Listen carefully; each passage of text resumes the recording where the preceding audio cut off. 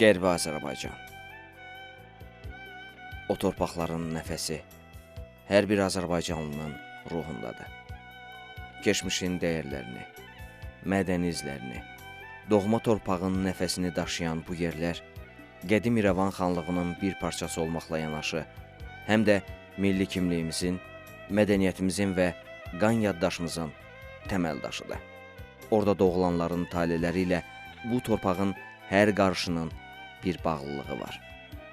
O dağlar, o çaylar, o kənd yolları illərlə sönməyən bir məşəl kimi bu millətin yaddaşında yaşayır və gələcəyə işıq tutur.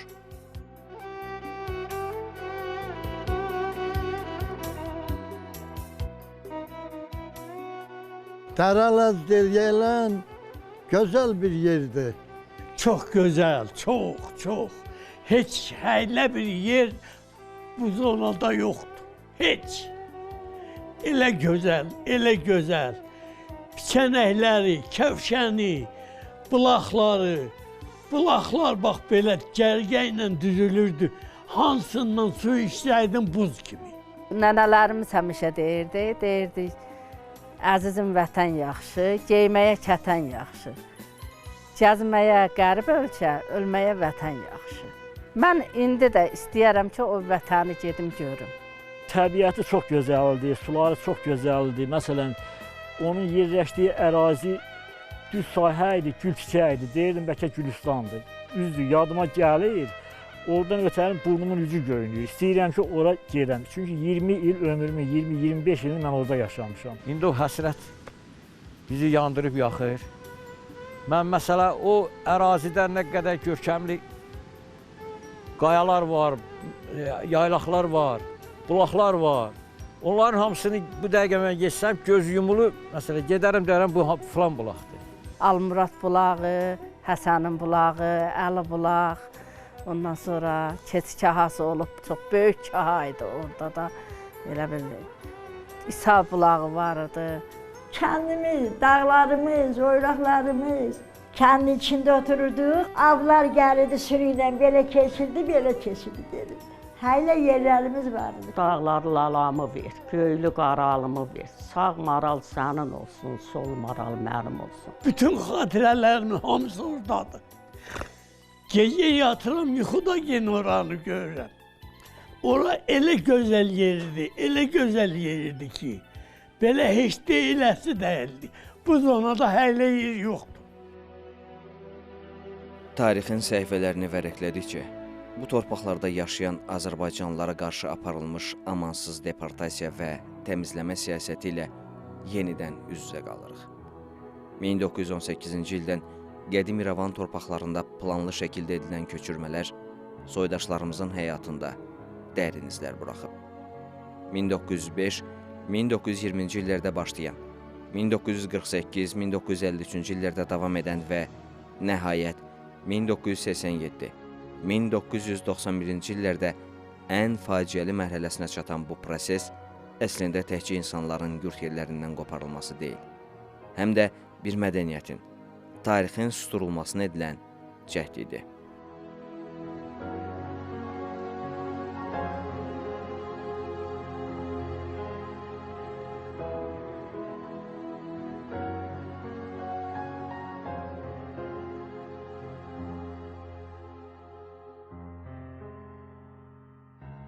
...1905-18-də onlar qismən olubdur. Sonra ən güclü deportasiya 47-53-cü illərdə baş verib və sonunda da 88-ci ildə bəllidir hamımıza təmiz 100% olaraq Azərbaycanlıların Qərbi Azərbaycan ərazisindən çıxarılmasına nail oldular. 1949-cu ildə bizi köçürtdülər Azərbaycana.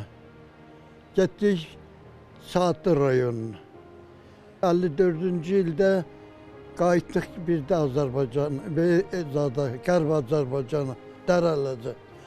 Gəldik, kəndimizi təmiz ermənilər dağıdıb, evləri dağıdıb. Ondan sonra da yaşayış yeri yox idi. Atam da 2 dənə deportasiyanı görmüşdü. 47-ci ildən 53-ci ilə onların bura Azərbaycanın o Aran yerlərinə, Kür Araz ovalığının ətrafına köçürmüşdü. Orada da bildiyiniz kimi geniş səhra yerləri çoxu. Heç insan yaşayış üçün heç bir şərait yox imiş bura. İlkin daha gedəndə qamışdan, möhrədən belə özləri üçün bir davranacaq tikərək orada məskunlaşmışlar. Sonra zaman biraz işləri, müəyyən binalar zadlar tikmişlər. Amma buna baxmayaraq 53-cü ildə Stalin ölümündən sonra qərar çıxmışdı. Belə söhbətlərindən, mən uşaq idim onda, söhbət idi. 53-dən sonra qərar çıxdı ki, kim harada yaşamaq istəyirsə, orada yaşaya bilər. Ona görə də bizim bir çox adamlarımız oradan, hətta mənim babam dəmir yolunun istiqamətində piyada olaraq Saatlı rayonundan gəlib çıxmışdı eşinə. O qədər vətənə, torpağa bağlılığı var idi ki, piyada gəlməsini 3 gün, 3 suya belə gəlib çıxmışdı əvvəlki yaşadığımız Heşin kəndinə.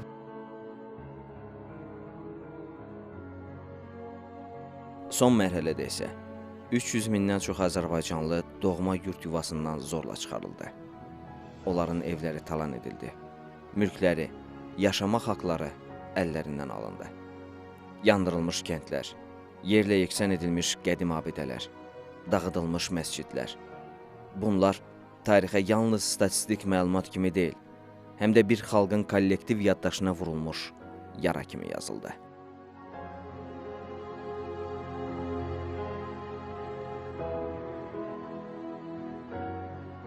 Orada yaşayışımız üçün, işləməyimiz üçün müəyyən şəraitləri məhdudlaşdırmışdılar. Məsələn, məktəbi qutarıb gələn adama iş vermirdilər, məktəb açmırdılar.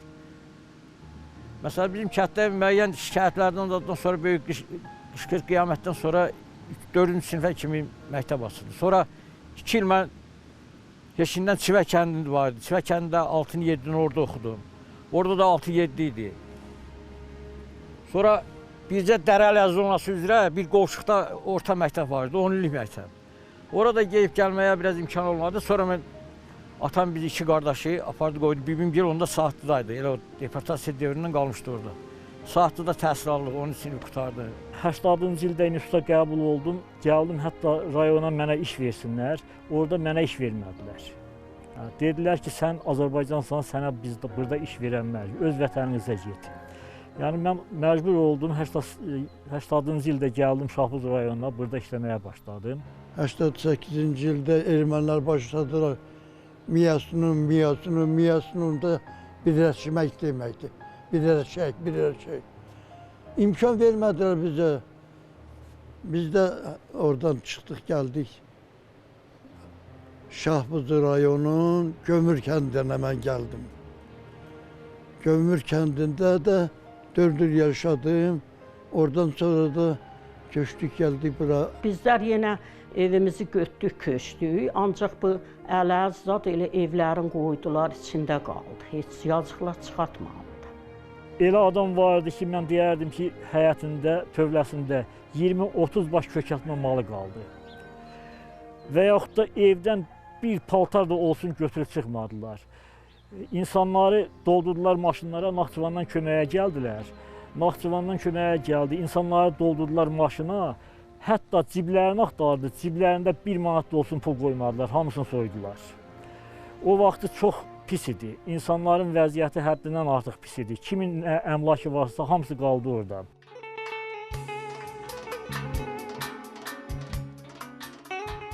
Dərələyəz mahalının qədim tarixə malik olan yerlərindən biri Keşiş kənd rayonu və onun payına düşən kəndlərdir. Rayon 1931-ci ilin oktyabrın 15-də yaradılıb.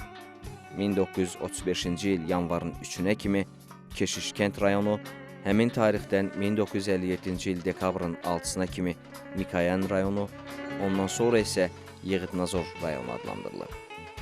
Rayon mərkəzindən İrəvan şəhərinə olan məsafə 122 kilometrdir. Keşiş kənd rayonunu Göyçə mahalından Səlim kəndi ayırır. Rayon ərazisindən Arpa və Herher çayları axır.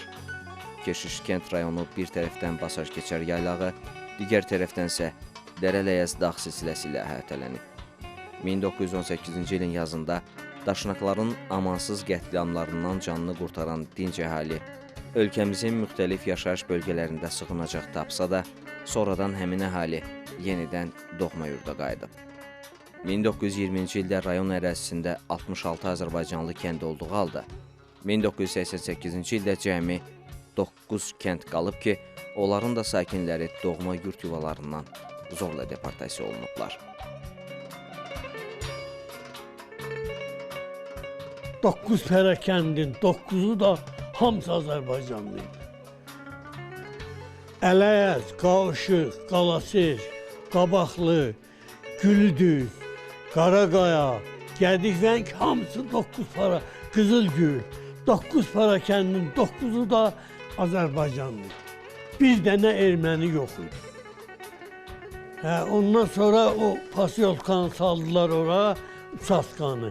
O suyu aparırdılar axı Göçüyə, o çayın suyu. Orada uçaska yarandı, onda erməni, rus elə qarışıq biraz yaşadılar. Çox, orada da çox adam vardı, rus da çox idi, erməni də çox idi, elə Azərbaycanlı da çox idi, o qədər yaşadılar ki. Ondan sonra mən də 40 il orada yaşadım. Ondan sonra mən köçdüm, gəldim bura. Orada yaşayışımız çox yaxşı idi, gözəl evlərimiz vardı, şəraitimiz yaxşı idi. Mən deyərdim ki, elə evlər vardı ki, məsələn, orada 50 min, 100 minlik dəyərində olan evlər vardı. Hamısı qaldı ermənilərə. Peşin kəndində erməni yox idi. Azərbaycan idi, hamısı Azərbaycan idi. Qozulca kəndi idi, o da Azərbaycanlı idi, qonşumuz. Sonra Ardarazıdır, Azərbaycanlı erməni yox idi, Almalı idi, bütün seyidlər idi hamısı, erməni yox idi.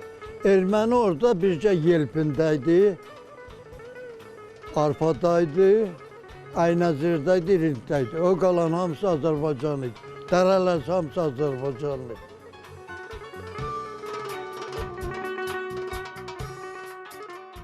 Dərələyəz mahallı dağların kölgəsində, suların dərinliyində, torpağın köksündə bir xalqın tarixini daşlarda, qayalarda, izimizdə yaşadan unudulmaz bir coğrafiyadır. Bu ərazilərdə hər daş danışır, hər çay nəğmə söyləyir, hər ağacın kökü bir tarixi hadisədən bəhs edir. Səssizlik də danışır burada. Çünki bu səssizlikdə bir xalqın köçürülmüş, amma heç vaxt kəsilməyən nəfəsi yaşayır.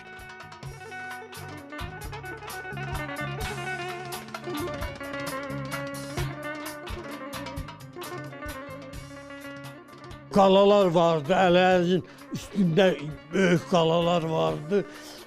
Sonra ondan aşağı daş heykəllər, qoç heykəllər qəbirstanlıqlarda vardı. Sonra Ələyəzin üstündə böyük dağ vardı, o dağda kağalar zadlar var idi. Böyük yer idi. Dərələr zonasında məşhur, demək bizim müqəddəs Quranımızda adı çəkilən Salsal pəhlivanın qalası olubdur. Orada abidələr çox idi. Elə bir ki, məsələn, qədimi saxsı qablar qazılmış kahalar var idi, o kahaları düzəltmişdilər. Girirdim ora, saxsı qablar idi, nə bilim alətlər idi, daşdan düzəldilmiş qoş şəkilləri vardı. Yəni, o heykəlləri, cürbəcür heykəlləri o kahanın ağzında düzəltmişlər, onları orada görmək olurdu. Didvan ocağı var idi, pir. Gedirdik, ildə gedirdik pirə. Abdüləsər var idi, pir idi. Dağıdı, ortasında göl idi. Ən çox can qutaran yaylağı deyirdik. Sonra Yastan deyirdik, böyük bir sahə idi. Bəlkə bizim yaşayışımız yerimiz dəniz səviyyəsində bir 2000 metr hündürlükdə idi. Bir 2000'ə yaxında o bizim yaşayış yerimizdən belə kəndin ətrafında böyük bir düzəngah təpə idi. Belə ət torpağı idi, qumsal deyildi. Yaşıl, çollu, bağlı, yabani meyvələr də var idi. Çölə gedən məsələ ac qalmazdı. Çörək götürməsəydi yanında ac qalmazdı. Yaban meyvələrdən elə yərdi. Qaracaydı çöl. Dadı, alması var idi çöllərdə. Sonra Gürbulaq deyirdik. Böyük bir su idi belə bu. Şuradan axan Pünhan bulağındadır kimi. Görkəm kimi belə dağın döşündən bir yerdən çıxırdı. Belə 1 kilometr şırıldayanda 5 kilometrdən görünür ki, oradan bir ağ belə çay gəlir. Vəli bəydi, gözəl yaylaq yeri idi. Göl yurduydu, tikanlı deyirdik. Sonra bizim məşhur ocaqlarımız var idi, ziyarətgahlarımız var idi orada, böyük 2-3 yerdəydi. Bütün insanlarımız hamısı ziyarətə ora gedirdilər. Mən özüm də orada olmuşam uşaq vaxtı.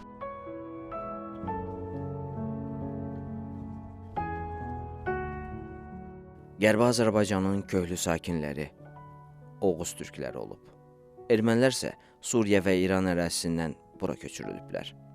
Məhz bunun nəticəsidir ki, tarixən, yəni 1991-ci ilə kimi ərazinin toponimlərdən 90%-dən çoxunu türk mənşəli yer adları təşkil edirdi. Heşin kəndi Oğuz türklərinin yaşadığı məntəqələrindən biri olub. Kənd rayon mərkəzindən 14 kilometr şərqdə Yelpinçayın sağ qolu olan Heşin çayının sahilində yerləşir. Tədqiqatçıların fikrincə, 1728-ci ildə tərtib edilmiş İrəvan əyalətinin icmal dəftərində adı çəkilən Meşin kəndi ilə Heşin kəndi eyni kəndlərdir. Toponim türk dilində yaşayış məntəqəsi mənasında işlənən keş sözü, türk dilində isə daxma mənasında işlənən söz birləşməsi əsasında əmələ gəlib. Mənbələrdə kəndin əhalisinin türklərdən ibarət olduğu qeyd olunur.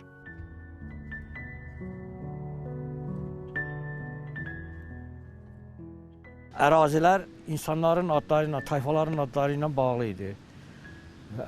Təbiətdəki çox gözəl saf suları, təmiz havası, gözəl əraziləri istirahət eləmək üçün, orada məsələ yaşayışı təmin eləmək üçün bütün hər bir şərait var idi. Heşini nətəri belə bilirdim, vətən bilirdim, nətər bilirdim, candı, ciyardı. Heşin bizim torpağımız idi, vətənimiz idi bala. Erməni bizi elədi ki, didərgin çaldı, didərgin. Ən çox yadıma düşən orada keçi kahası deyirdilər, Əli bulağı deyirdilər, Südlü bulaq deyirdilər, Bərtlərə deyirdilər. Yəni o Bərtlərə elə bir yer deyil ki, Göyçə gölü ilə bizim aramızda bir dağ var idi. O dağın ətəyində yerləşirdi. Çox gözəl təbiəti var idi. Gözəl bulaqlarımız, gözəl sularımız, südlü bulağımız var idi, qonaq gələndə aparırdılar. Suyu süd idi elə. Otururdular başında, heyvan kəsirdilər, kebab tuturdular, yemək, içmək. Ən əziz qonaqlar apardılar bulaqlar başında. Bütün meyvələr orada yetişirdi, üzümündən tutmuş, bütün armud, alma, yəni o dağ xüsusiyyətinin malik olan şeylər həm dağı da həm aran. Şərur, biz əvvəllər Şərur Dərəz mahalı bir olub da, elə bir mahal olubdu.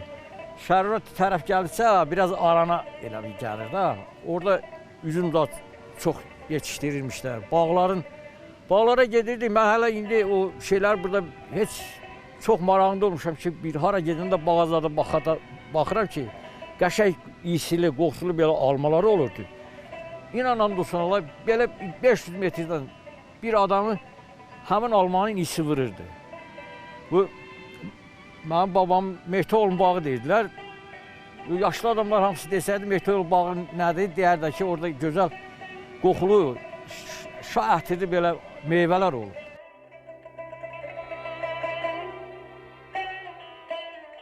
Qaraqaya kəndi də mahalın füsunkar təbiətə malik olan yurt yerlərindən biridir.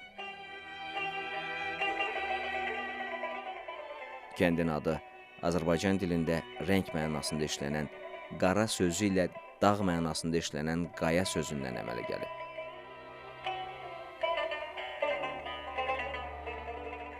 Ata-baba yurt yerlərindən didərgin düşmüş həmvətənlərimiz o yerlərin dağları, çayları, bulaqları, yaylaqları və orada yaşadıkları illəri xatırlayarkən səslərindəki hüznü gizlədə bilmirlər.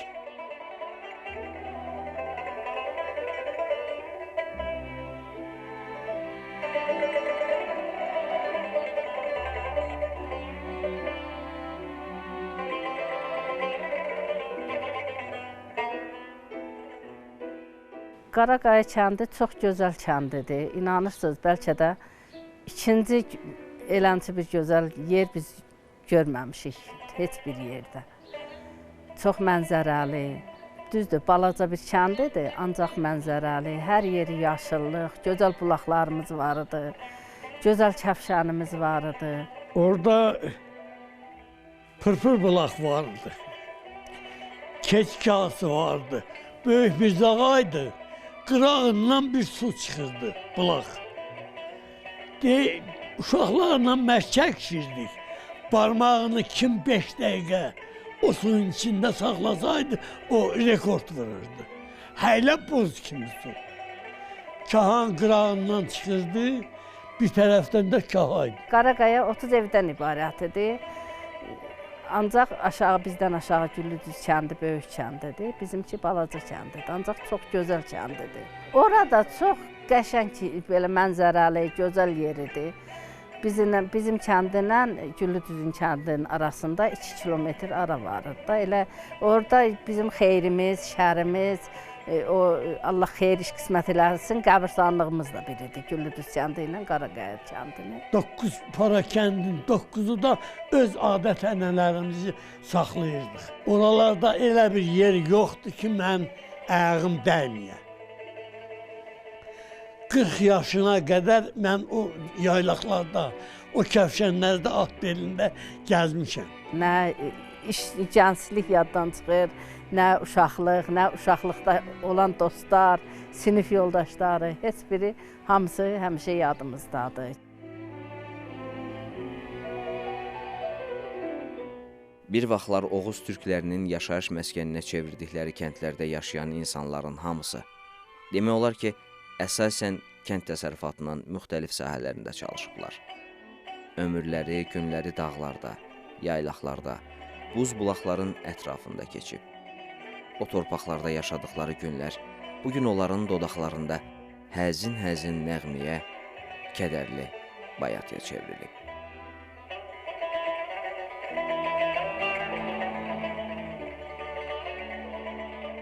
Yaylağa gedirdik, ən çox gedirdik, Pənah yurdu var idi, Pənah yurdu, ondan Ağyarğan var idi, ondan Zilan yurdu var idi, Murtuza yurdu var idi, Həsoxyal.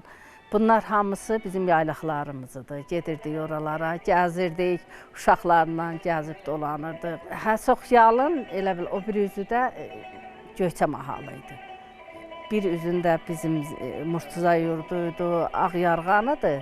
Həsoxyal dağının o biri üzü Göyçə mahalı idi. Uşaqlıqda uşaqlarla gedirdik ki, gedək çıxaq oradan Göyçə gölünə baxaq. Biz çıxırdıq oradan Göyçə gölünə baxırdıq ki, hə, burada nə gözəl göl var. Göyçə gölü elə bir yerdə yerləşmişdi ki, onlarla bizim kəndin arasında bir balaca dağ vardı. Dağın ətəyində bizim kənd yerləşirdi. Orada Bərdlərə vardı, yaylağa gedirdik. Yaylaqla, bizim yaylaqla Göyçə gölünün arasında çox qısa məsafə yer var idi. Yəni piyada, atla gedib o sahələri biz gəzib gəlirdik. Atla, eşəklə yüklüyürdük, gedirdik dağlara. Dağlardan da oradan gələ yüklüyürdük, gelirdik arana. Mal heyvanla məşğuldular, təsərrüfatla. Ancaq təsərrüfatla məşğuldular. Əkirdi, biçirdi, ot əkirdilər, ot yığırdıq. 10 taya yığırdım, 10 taya. Mən bir qadir olanda. 10 taya yığırdım, uzunluğu 100 metr. Həylə bax təsərrüfatla, demək gəldik rəngində 18 sürü Güllüdüzündə heyvan vardı. 18 sürü. Onun hamısının otunu yığırdıq orada, yemləyirdilər, saxlayırdılar. Getmişdim Pencərə, öz yaylaqlarımız gözəl yadıma düşdü. Dedim soğanlı Bərdlərə, ellərin gəldi. 7 bulağı özü, bir mənzərədir. Turş suyun üstündə əmlik kababın yəyəndə dərələyaz yadıma düşdü. Bugün dövlət başçısının milli maraqlara və beynəlxalq hüquqa söykənən siyasi kursu nəticəsində Qərbi Azərbaycan həqiqətlərinin dünya ictimaiyyətinə çatdırılması istiqamətində müstəsna işlər görülür. Qərbi Azərbaycan icması istər ölkə daxilində, istərsə də ölkə hüdudlarından kənarda fəaliyyət həyata keçirir, həqiqətləri olduğu kimi təqdim edir. Dövlət başçısının uzaqgörən və uğurlu siyasəti sayəsində Azərbaycan həqiqətlərinin dünya ictimaiyyətinə çatdırılmasında böyük yol qət edilib. Qərbi Azərbaycandan qaçqın düşmüş soydaşlarımızın hüquqlarının müdafiəsi beynəlxalq müstəviyə çıxarılıb. Buna görə də Azərbaycanlıların öz doğma yurt yuvalarına qayıdışı tarixi zərurətdir. Böyük səbirsizliklə gözləyirik ki, gedək. Orada bizim ulu babalarımız yatır, qəbirləri qalır, onların məzarların dağıdılmış vəziyyətdədir, bərpa eləmək. Mən məsələ orada nənəm orada dəfn olunub, ata-anam, nənəm. Mənə onun adı gələndə burun ucu görür, qəhərlənirəm, qəhər məni boğur. Ölkə başçısı Ali Baş Komandan İlham Əliyevin söylədiyi kimi, gün gələcək soydaşlarımız əcdadlarımızın min illər boyu yaşadığı tarixi torpaqlarımıza, eləcə də dərə-ləyəz mahalına qayıdacaqlar. Bəli, bu qayıdış olmalıdır. Olmalıdır ki, doğma el-obada həyat yenidən öz axarına düşsün və ulu babalarımızın ruhu rahatlıq tapsın.